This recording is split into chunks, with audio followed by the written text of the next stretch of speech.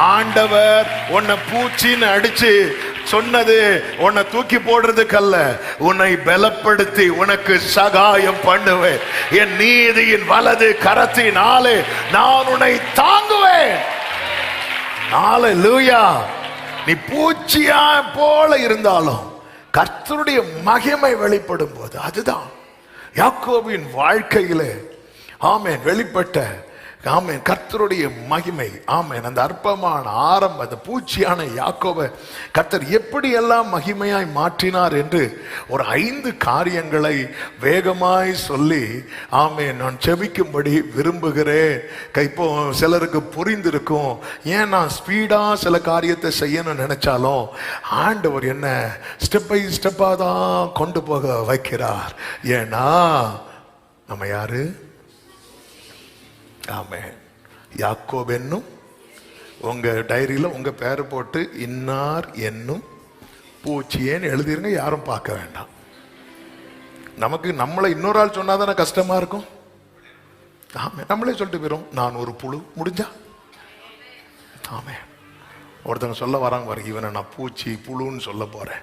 அதை கேட்டு அவன் என்ன செய்ய போறான், அப்படி அழ போறான்னு சொல்ல வரும்போது அவன் சொல்றதுக்கு முன்னாடி நான் ஒரு புழு, இவன் நம்மள அள வைக்கிறானே. ஆமென். ஹல்லேலூயா. தாவீது அப்படிதான் ஸ்கோர் பண்ணுவார். ஜனங்கள்லாம் பாடினாங்க, சவுல் கொண்டது 1000, தாவீது கொண்டது 10,000. சவுலுக்கு ஏற்கனவே பேய், இது எக்ஸ்ட்ரா கூட பேய்க்கு பேய் எழுதிட்டு. சில டைம் பேய்க்கு பிசாசு பிடிக்கும். அப்படி இருக்கும்போது தான் தாவீது நான் ஒரு தெள்ளு பூச்சி அல்லவா அப்படி சொன்னது சவுல், என் மகனே என் மகனே இங்க வா மகனே, எங்க இருக்க பாருங்க. ஹல்லேலூயா. ஆமாம். நம்ம வேதனைப்படுத்த வர்றவங்களுக்கு நம்ம மேல என்ன வந்துடும் தெரியுமா? அதுக்கு ஆட்களுக்கு முன்னாடி போயெல்லாம் சொல்ல புரிஞ்சுக்கோ, புரியுறதுக்காக ஆண்டவர் சொல்றார், நான் உன்னை இப்படிதான் நடத்துவேன். அதனாலதான் கர்த்தருக்கு காத்திருக்கிறவர்கள் பொது பலன் அடைந்து வெயிட் பண்ண உன்னை எழும்ப பண்ணுவேன். இந்த புழு ஒரு காத்திருப்பு காலத்துக்கு பிறகு அது பட்டர்ஃப்ளையா பறக்கும். அது போல உன் காத்திருப்பு காலத்துக்கு பிறகு உயர செட்டைகளை அடித்து க்ளோரி க்ளோரி க்ளோரி க்ளோரி நல்ல கைகளை தட்டி ஆமென் சொல்லுங்க பார்க்கலாம். காத்திருப்பேன் கர்த்தர் சொல்லும் வரையில். நீ புழுவா இருக்கும் போது யாருமே உன்னை கண்டுக்க மாட்டாங்க. ஆனா நீ பட்டர்ஃப்ளையா பறந்துட்டேன்னு வச்சுக்கோய. ஹல்லேலூயா. கர்த்தர் சொல்லும் வரையில். பட்டர்ஃப்ளையா மாறினதுக்கு அப்புறம் அது போய் மண்ணெல்லாம் சாப்பிடாது. அது எங்க தேன் இருக்கு, எங்க பூ இருக்கு, அதுக்கு பிளேஸே மாறிடும்.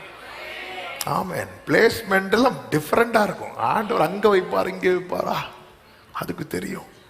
அதுக்கு பூரா அந்த தரையில இந்த இலையை சாப்பிட்டு மண்ணை சாப்பிட்டு அப்படிலாம் இருக்காது. இந்த காத்திருப்பு காலம் அப்படிதான் இருக்கும். அற்பமான துவக்கம், மகிமையான முடிவு, சம்பூரணமான முடிவு. எத்தனை பேர் இன்றைக்கு ஒருவேளை வலையில் அகப்படுத்தப்பட்ட நிலை, இடுப்பு மேல பாரத்தை ஏற்றப்பட்ட நிலை, மனுஷர்கள் தலை மேல ஏறி போகிற நிலை, ஆனால் தீயையும் தண்ணீரையும் கடந்து வந்தோ செழிப்பான இடத்திலே எங்களை கொண்டு வந்து விட்டு ஆமீன் சொல்லுங்க பார்க்கலாம். இந்த யாக்கோபை கர்த்தர் எப்படி எல்லாம் மேன்மைப்படுத்தினார் அப்படின்னா, ஒன்று அவன் கைகளின் கிரியைகளை கர்த்தர் ஆசீர்வதித்தார். இந்த வெறும் கோலங்கையுமாய் போன யாக்கோபின் கையின் கிரியைகளை கர்த்தர் ஆசீர்வதித்தார். கர்த்தருக்கு மகிமை உண்டாவதாக. ஆமென். அந்த யாக்கோபை குறித்து சொல்லப்பட்டிருக்கிறது ஆதியாகமம் 30:43 அந்த வசனத்தை நீங்க வாசிக்கலாம். இவ்விதமாய் அந்த புருஷன் மிகவும் அந்த புருஷன்னா யாக்கோபு மிகவும் விருத்தியடைந்து திரளான ஆடுகளும் வேலைக்காரிகளும் வேலைக்காரரும் ஒட்டகங்களும் கழுதைகளும் உடையவனானான். வெறும் கோலுங்கையுமாய் வந்தவன் மிகவும் விருத்தி அடைகிறான். யாக்கோபு என்னும் பூச்சி ஆண்டவர் பிளஸ் பண்ணா இப்படிதாங்க இருக்கும். அவன் மிகவும் விருத்தி அடைந்து. லாபான் யாக்கோபு கிட்ட சொல்லும் ஒரு வார்த்தை உண்டு. அதே 30:27 லாபான் சொல்லுவாரு, அப்பொழுது சொல்லும் போது மட்டும் வாசிக்கணும்.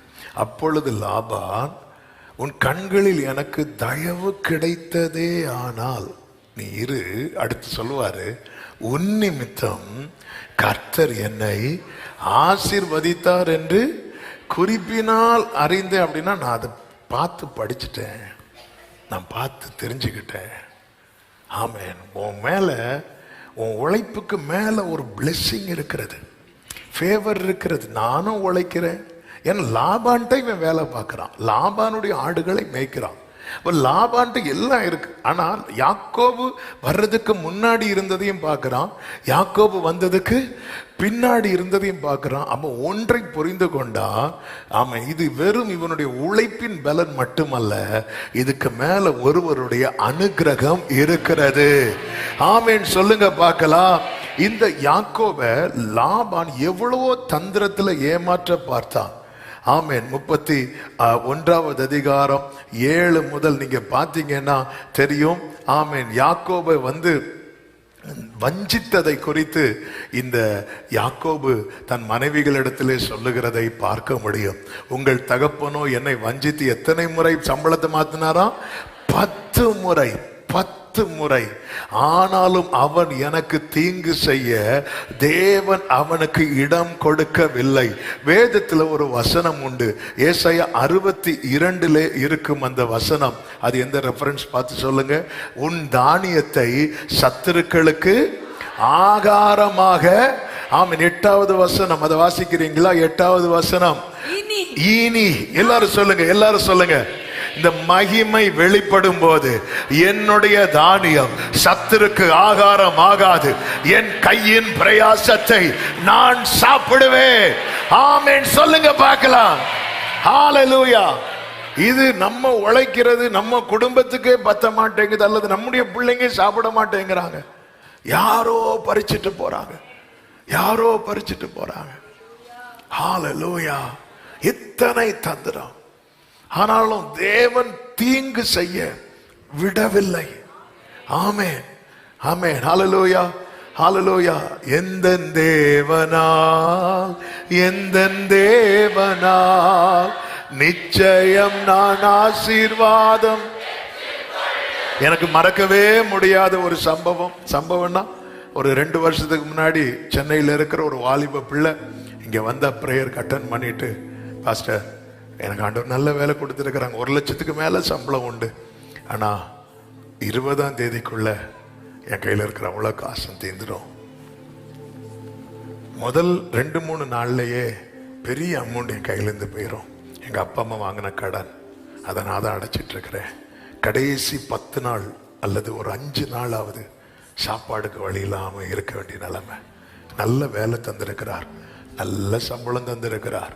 ஆனா அவன் யாராவது நம்புவாங்களா பாஸ்டர்? 1 லட்சத்துக்கு மேல சம்பளம், சாப்பாடுக்கு வழி இல்லாம இருக்கிறேன்னு சொன்னா யாராவது நம்புவாங்களா? சில நேரத்தில் அப்படி ஆஃபீஸில் யாராவது ஏதாவது ட்ரீட் ஏதாவது கொடுத்தா போயிருந்து அப்படி நல்லா சாப்பிட்டுட்டு வந்துடுவேன். ஏன்னா எனக்கு பசி தாங்க முடியல, வலி, கண்ணீர். ஹல்லேலூயா. ஆமென். என் கையின் பிரயாசத்தை நானும் என் குடும்பம் சாப்பிட்றது இருக்கு தெரியுமா, அது ஒரு பெரிய ஆசீர்வாதம், அது ஒரு பெரிய பிளெஸிங். அநேகருக்கு மெடிசினுக்கு ஆமென் அவ்வளோ சம்பாதிக்கிறாங்க, நல்லா சம்பாதிக்கிறாங்க. அந்த வியாதி, சில குடும்பத்தில் பார்த்தீங்கன்னா இந்த வியாதி, அப்புறம் இந்த கடன், இந்த லோன், இது மட்டும் இல்லைன்னு வைங்கள, அவங்க தான் ரிச்சஸ்ட் பீப்புளாக வாழ்வாங்க. வேற அவங்களுக்கு அவ்வளோ, ஏன்னா அவங்களுக்கு வருகிற வருமானம். ஆமே. ஒரு சகோதரன் சொன்னார், நல்லா இருந்துட்டு இருந்தேன் பாஸ்டர், நல்லா தான் இருந்துட்டு இருந்தேன், இப்படி சில காரியத்தில் ஆமே சில சுமை தோல்ல, அதோட சமாதானம் போச்சு. அதுக்கு முன்னாடி வர ரொம்ப நல்லா சாப்பிட்டு திருப்தியா இருந்தோம், வாழ்க்கை அப்படியே மாறிட்டு. ஆமே. இங்கே ஒருத்தர் லைஃப்ல கத்த அந்த அற்பமான துவக்கத்தில் தம்முடைய மகிமை விளங்க பண்ணின போது எவ்வளவோ ஏமாற்றப்பட்ட பிறகும் அவன் குறுக கர்த்தர் விடாமல் கர்த்தர் அவனை விருத்தி அடைய செய்தது போல இந்த பகல் வேளையில எத்தனை பேர் நம்புறீங்க? தேவனுடைய மகிமை என்னை விருத்தி அடைய செய்கிறது, தேவனுடைய மகிமை என்னை சம்பூரணம் அடைய செய்ய போகிறது. நம்புற தேவ பிள்ளைங்க நல்ல கரங்களை தட்டி